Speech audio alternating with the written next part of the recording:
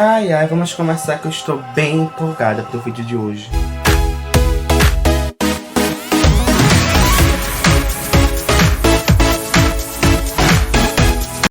Bom, pessoal, vamos começar porque, como vocês já sabem, o tema do vídeo de hoje faz parte daquela série sobre educação. E nós vamos começar a trabalhar este livro da Bell Hooks, né, Ensinando a Transgredir, junto com um velho conhecido nosso, o seu Raymond Williams, que não sei se eu consigo pegar os três, e o seu Paulinho Freire. A gente vai fazer esse trabalhinho aqui. Vamos lá. Antes de começar, como eu estou introduzindo uma autora nova para o canal, eu sempre acho bom começar dando uma explicação. Variação de luz vai acontecer agora, quer ver?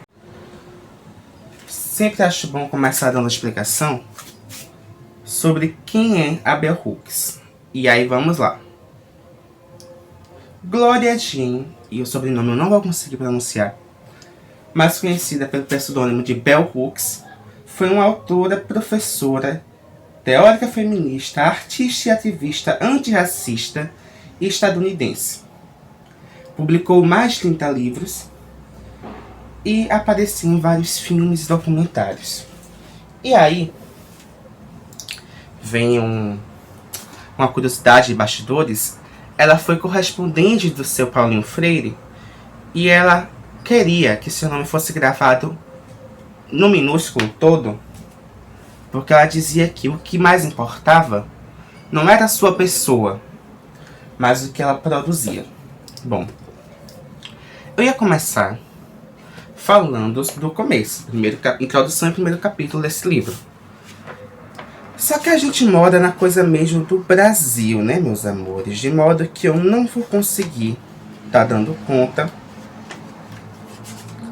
de falar exclusivamente do primeiro capítulo no começo.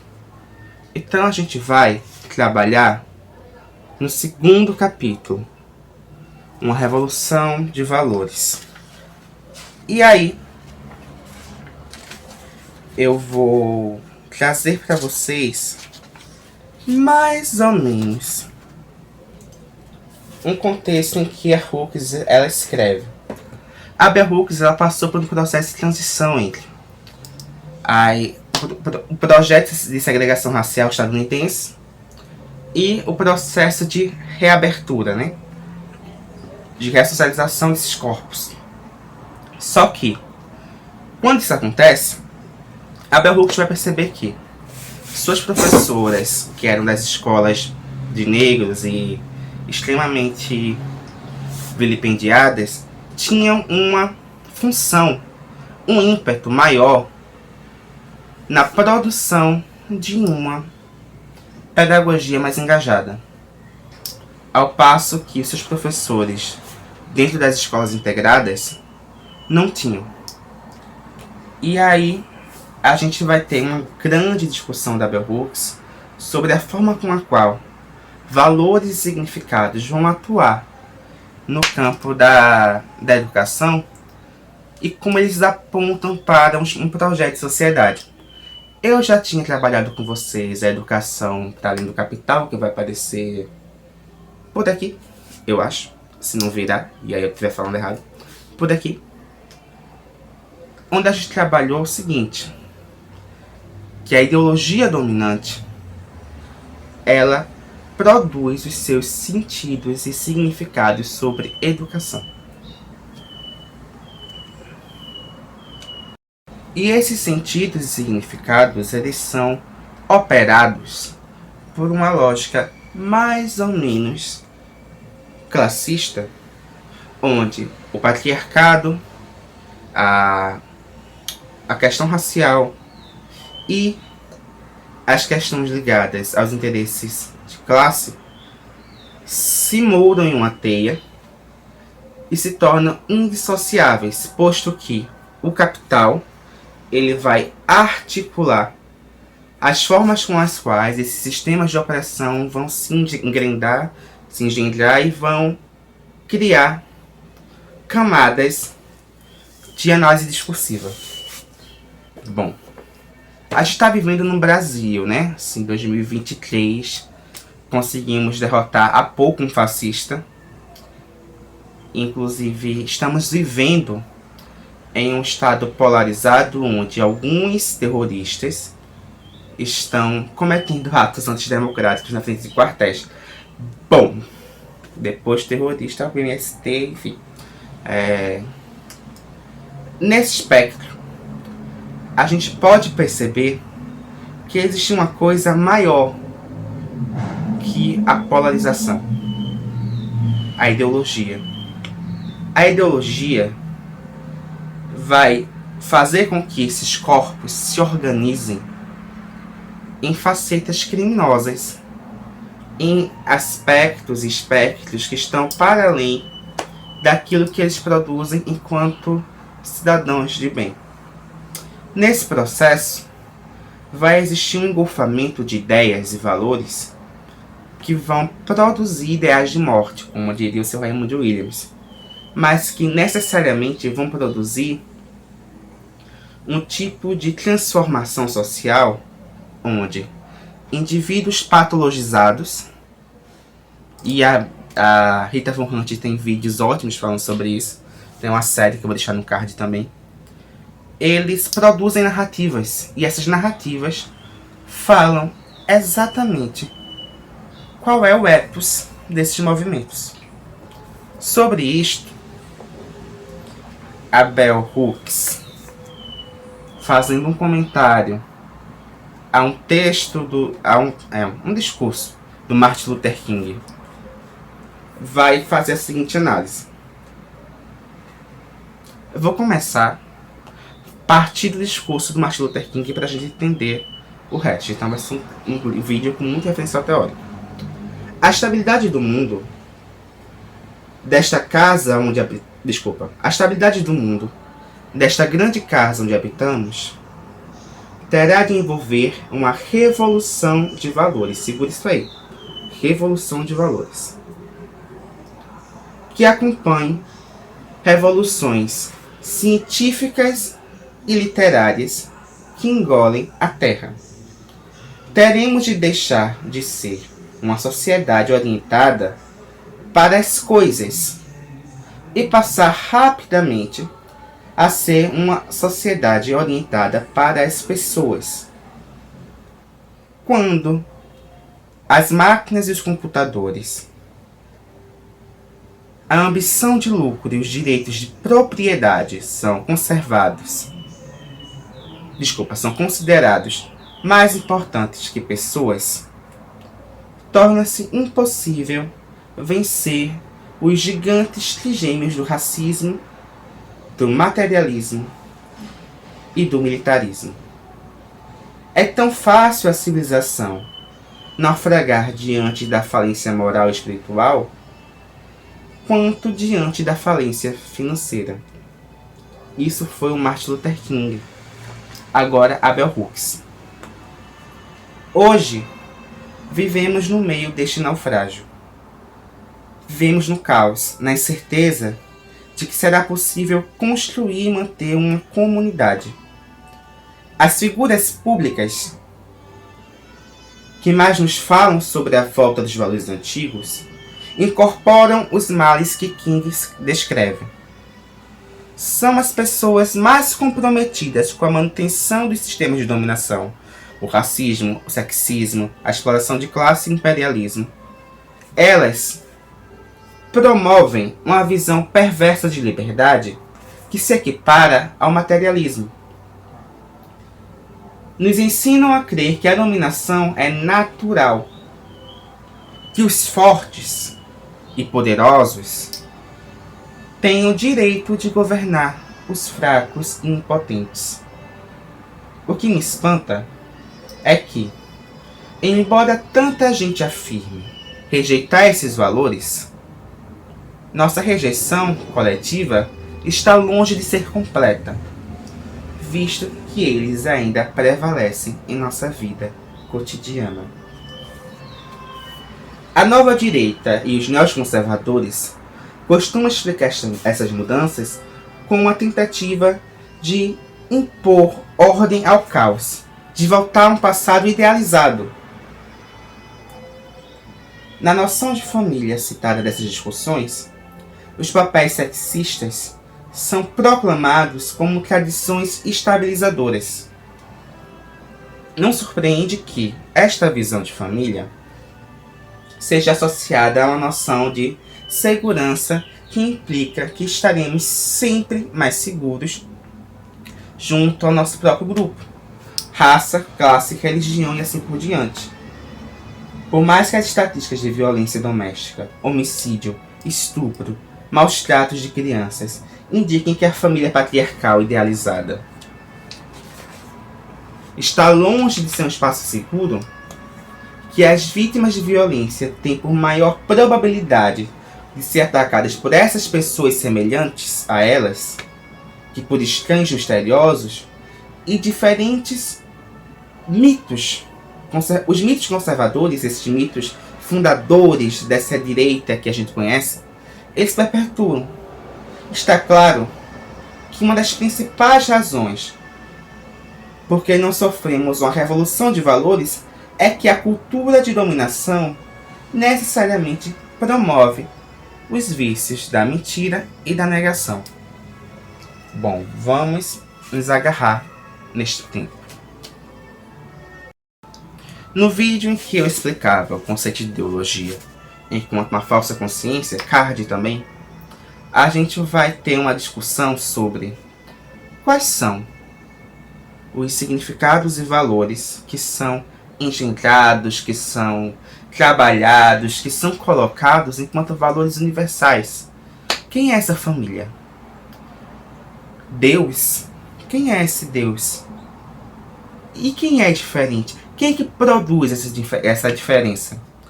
O professor Aristeu Portela, não sei se posso colocar a foto dele, mas se puder eu vou botar, então vai ficar mais ou menos aqui. Ele vai dar uma aula para os alunos do segundo período de pedagogia da Universidade Federal Rural de Pernambuco, na qual eu faço parte, onde ele vai nos apresentar o conceito de que identidade é produto discursivo. E enquanto produto discursivo, identidade ela é fruto da linguagem. Identidade não existe sem diferença. Qual é a base de significados e valores que me faz ser um marxista? Olha, tem inúmeras coisas, mas eu posso começar pelas negações. Eu só existo enquanto uma pessoa que se afirma marxista porque uma série de negações eu me fiz. Por exemplo, eu não sou liberal, eu não acredito na mão invisível do Estado, eu não defendo a propriedade privada dos meios de produção, eu não apoio o Estado tal qual está, eu não sou burguês, eu não sou de direita e principalmente eu não consigo conceber o sistema capitalista enquanto sistema válido. Algumas negações foram feitas. Essas negações, elas indicam que existe um eu e o outro. Este eu tem uma série de qualificações que dentro de uma sociedade homogeneizada, dentro de uma sociedade que produz ideologia e que se baseia em cima dessa ideologia produzida pela classe dominante, enxerga o outro como a negação daquilo que é tido enquanto positivo dentro da sociedade capitalista. Mas vale salientar para vocês que essa produção é completamente arbitrária. Tem um sentido lógico para que se produza um outro que seja diferente do eu, porque o eu ele se comporta enquanto uma manutenção do status quo, ao passo que o outro, o inimigo, o que deve ser derrotado, ele têm características próprias que negam o sistema. Então, alguns pontos do eu e do outro muitas vezes podem colidir, podem se encontrar. Dependendo da posição que você ocupe em uma sociedade, você pode ser o eu, a identidade cultural daquela civilização, ou o outro. Mas, necessariamente, identidade e diferença existem a partir de produtos discursivos, produtos de linguagem. E essas estruturas são determinadas por processos ideológicos que são produzidos na hegemonia. A classe que domina o capital produz significados e valores. Eu quis trazer o Raymond Williams de novo, Recursos da Esperança, que vocês estão cansados de acompanhar, porque uma das grandes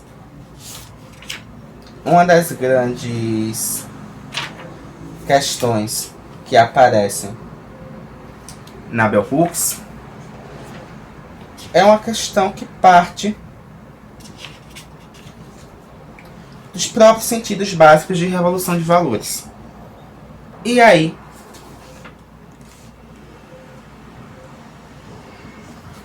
eu vou apresentar para vocês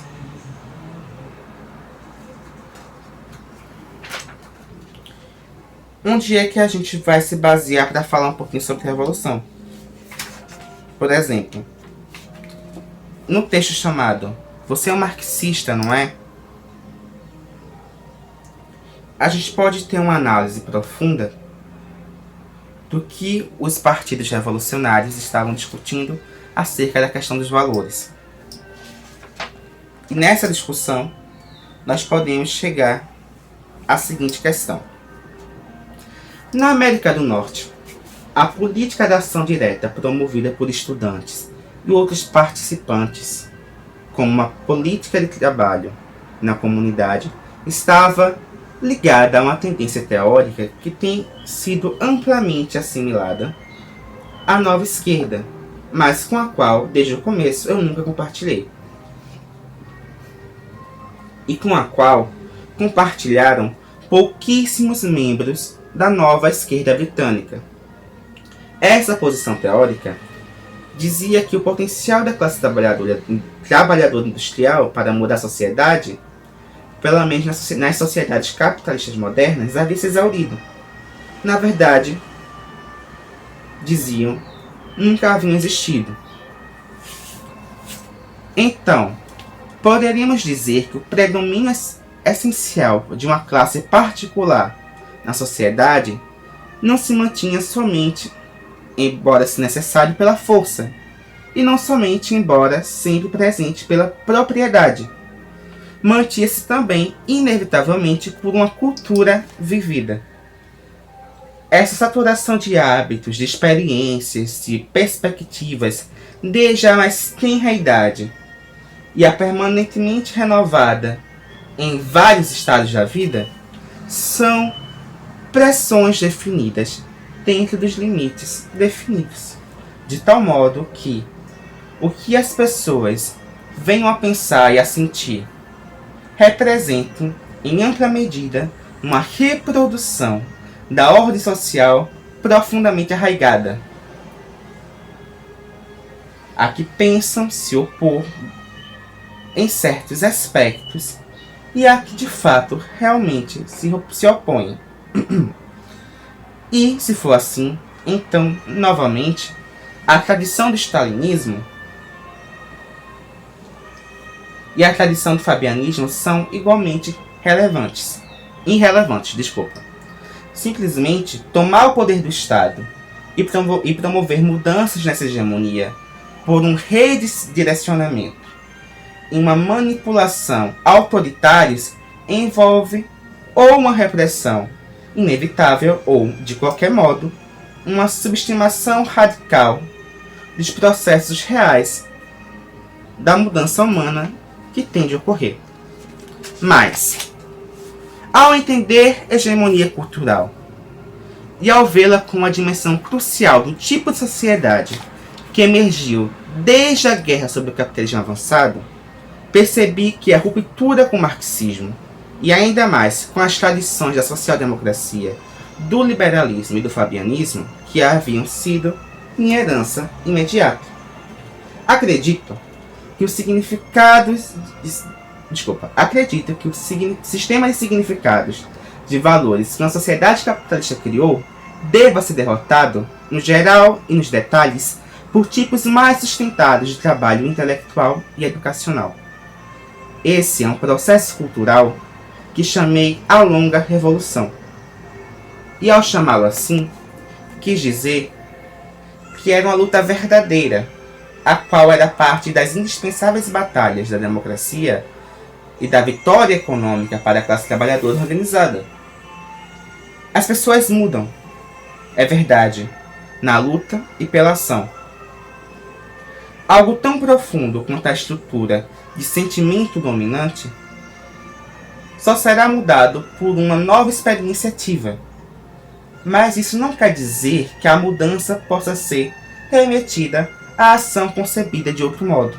Pelo contrário, a tarefa de um movimento socialista bem-sucedido incluirá sentimento e imaginação, tanto quanto fato e organização.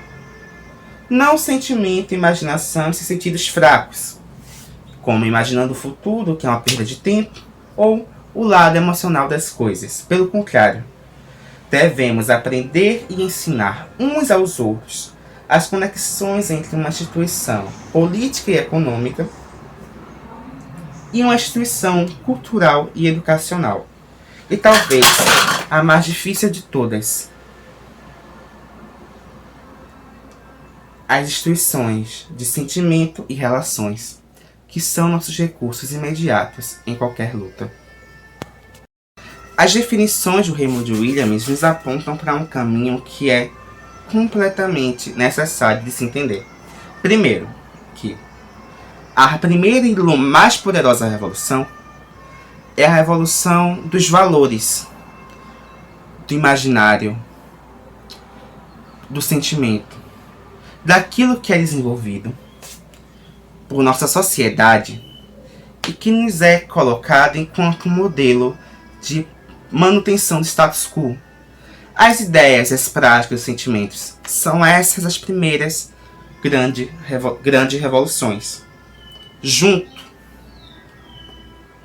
com a revolução econômica, com a revolução da classe.